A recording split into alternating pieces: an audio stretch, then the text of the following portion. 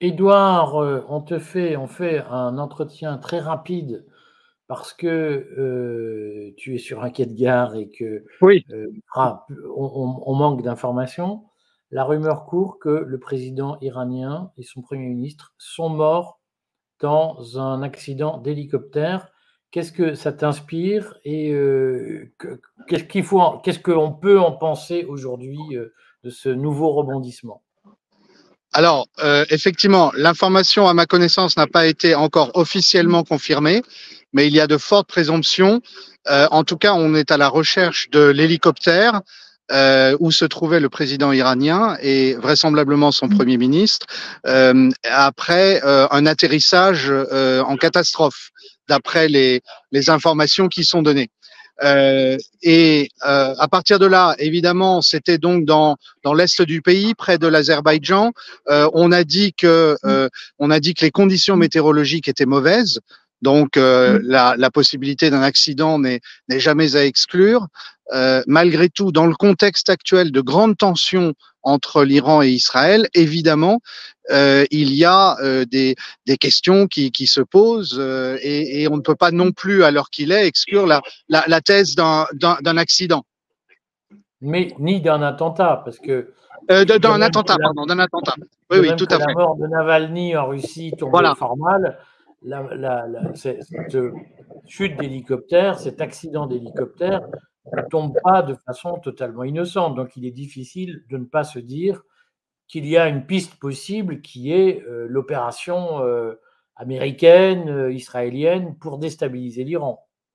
En tout cas, ce qui est certain, c'est que le président Raisi faisait partie des candidats possibles à la succession du guide actuel, c'est-à-dire la plus haute responsabilité au sein de la fonction suprême, au sein de la République islamique d'Iran, une fonction de chef à la fois religieux et politique, mais qui est absolument clé puisque il aurait été, si je me trompe pas, le troisième titulaire. Il y a eu l'ayatollah Khomeini, puis l'actuel titulaire Khamenei, et il y aurait eu donc, enfin, le prochain sera le troisième.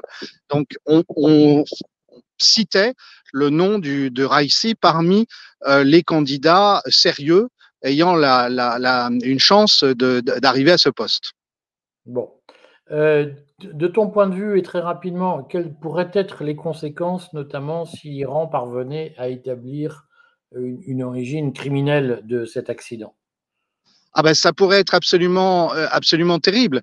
Si on se laisse aller, alors bien sûr, au courrier des stratèges, nous faisons toujours attention à ne pas tomber dans une forme de complotisme. Mais si on se laisse aller, effectivement, et qu'on imagine qu'il y ait eu un accident, euh, un attentat, pardon, venant de services secrets étrangers, ça peut déclencher une conflagration majeure. Imaginons qu'il y ait le moindre lien qui soit établi avec l'État d'Israël.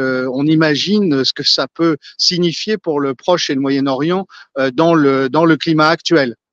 Donc, effectivement, c'est une nouvelle extrêmement inquiétante qui tombe au plus mauvais moment, puisqu'on commençait à se dire que le gouvernement Netanyahou s'usait et qu'on allait peut-être aller vers une sortie douloureuse mais réelle du conflit entre Israéliens et Palestiniens.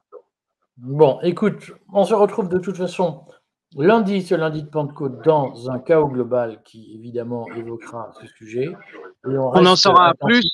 on en saura plus demain, effectivement. Suivez les colonnes du courrier dès qu'on a du neuf. Et puis, je vous mets quand même la petite bannière.